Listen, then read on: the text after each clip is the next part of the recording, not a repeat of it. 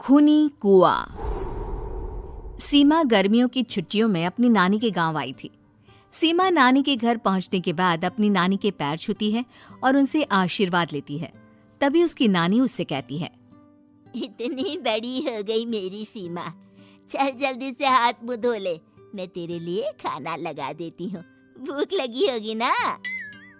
हाँ नानी, भूख तो लग रही है मुझे, आपके हाथ के बने हुए पीले दाल और चावल खाने की।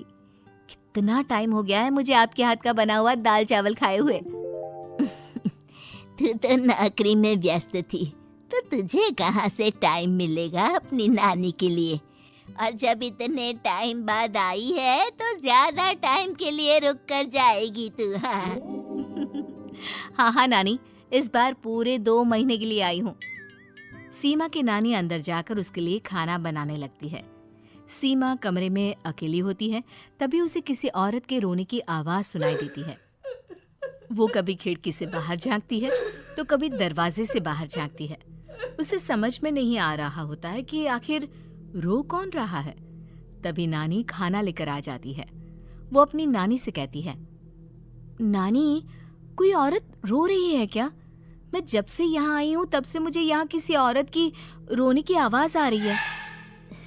हे भगवान, कहीं ये वही तो नहीं? बोलो ना नानी। अरे कोई नहीं रो रहा, ये तेरे मन का वहम है। और तू ना अब खाना खा ले, ज्यादा यहाँ वहाँ की बातों में ध्यान मत दिया कर।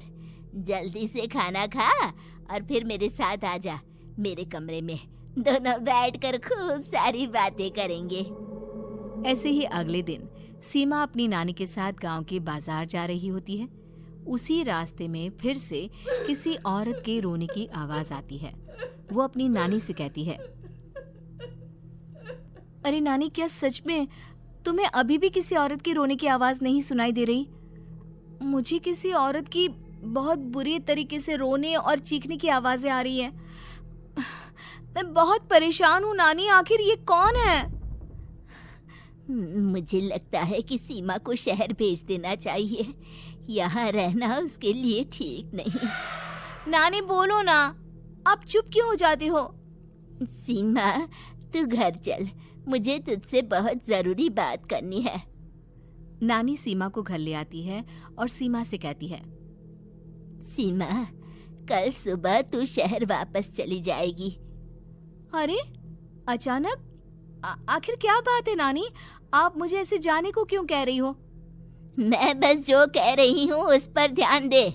तू कल सुबह यहाँ से चली जाएगी, और ये बात मैं कोई मजाक में नहीं बोल रही। तू कल जाएगी तो मतलब जाएगी।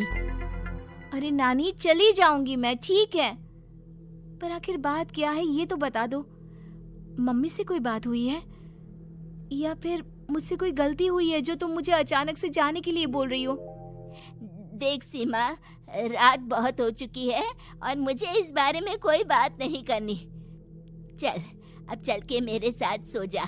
सुबह की बस पकड़कर तुझे शहर भी तो जाना है। सीमा को अपनी नानी का ऐसा व्यवहार देखकर बहुत ही अजीब लगता है। उसे कुछ समझ में नहीं आ रहा होता है कि आखिर उसकी नानी उसे अचानक से गांव छोड़कर जाने के लिए क्यों कह रही है।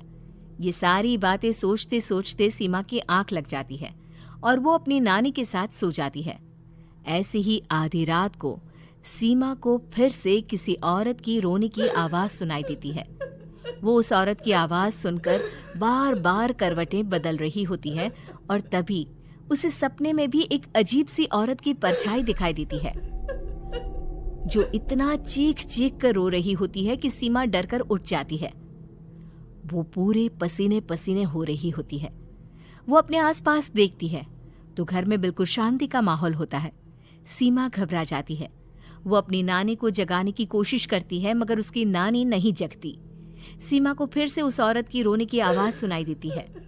आखिरकार सीमा अपने आप को रोक नहीं पाती और वो घर का दरवाजा खोलकर बाहर निकलती है। आखिर ये माजरा क्या है? आज तो मैं पता करके रहूंगी। अब आवाज का पीछा करते हुए सीमा आधी रात को गांव के चौपाल के पास बने कुएं के पास पहुंच जाती है, जहां कुएं की चारों ओर बेड़ियां लगी होती हैं उन बेड़ियों में लगे हुए ताले के साथ एक लाल रंग का कपड़ा और माता रानी का कलावा बंधा होता है। उस कुएं में से सीमा को किसी के रोने की आवाज आती है। सीमा परेशान हो जाती है। इस कुएं में कौन है? कौन है यहाँ? सुनो, कौन है? कौन रो रहा है? वो चिल्ला चिल्ला कर पूछती है और साथ ही लोगों को जगाने की कोशिश करती है, मगर किसी को भी उसकी आवाज सुनाई नहीं देती। अब सीमा खुद उस कुएं के पास की बेड़ियों और तालों को खोलने की कोशिश करती है और किसी तरह कुछ देर की मशक्कत के बाद सीमा उसको खोल भी देती है। और जैसे ही वो कुआं खोलकर उसके अंदर झांकती है, सीमा उस कुएं में गिर जाती है। इतने में उसकी नानी की नींद भी खुल जाती है और सीमा को पास ना देखकर नानी परेशान हो जाती है। नानी घबराकर पूरे घर में उसे ढूंढने की कोशिश करती है, जिसके बाद उसकी नानी और सभी लोग उस खूनी कुएं के पास जाते हैं और सीमा की नानी कुएं के पास खड़ी होती है। सभी गांव वालों और सीमा की नानी को सीमा के चिल्लाने की आवाज आती है। बचाओ, कोई मुझे बचाओ। मेरी बच्ची, हम आ गए, हम तुझे बचा लेंगे। नानी, मुझे यहाँ बहुत डर लग रहा है। यहाँ इंसान की कटी हुई मुंडिया, हाथ, पैर और कंकाल है और खून भी है। नानी, मुझे डर लग रहा है। आप सब मेरी मदद कीजिए, नहीं तो ये खूनी कुआं मेरी बच्ची को भी खा जाएगा। अरे मुझे तो ये समझ में नहीं आ रहा कि आखिर इस खूनी कुएं को खोला किसने। सालों पहले इसको इतनी मुश्किलों के बाद तांत्रिक बाबा ने बंद किया था। अरे पूरा गांव खूनी कुएं के बारे में अच्छे से जानता है, तो कोई भी जानबूझकर तो ऐसा करेगा नहीं। मतलब किसी ने अनजाने में इसे खोल दिया है भैया। सीमा को इस बारे में मालूम नहीं था और जब से वो यहाँ आई थी तभी से उसे किसी औरत के रोने की आवाजें भी सुनाई दे रही थी। कहीं सीमा ने ही तो उसे नहीं खोला। अगर ऐसा है तो फिर सीमा का बचना बहुत मुश्किल है। वहीं कुएं के अंदर सीमा रोते हुए बैठी होती है कि उसे आवाज सुनाई देती है जो कुएं के बाहर खड़े गांव वालों में से किसी को सुनाई नहीं देता।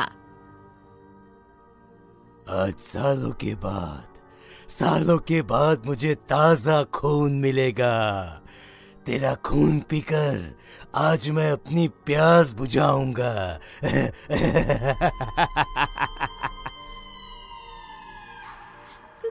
कौन है? मत मारो प्लीज, मुझे जाने दो प्लीज।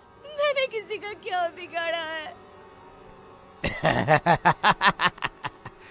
वो तुझे मरने के बाद पता चल ही जाएगा। जितने में गांव वाले और सीमा की नानी कुछ सोच पाते, उतने में उन्हें सीमा के चिल्लाने की आवाज आती है और अगले ही पल सब शांत हो जाता है। क्या हुआ? सीमा, मेरी बेटी। माफ करना बहन, लेकिन अब सीमा वापस नहीं आएगी। हमें एक बार फिर से कुएं को बंद करना होगा। गांव वाले तभी तांत्रिक को बुला कर लाते हैं।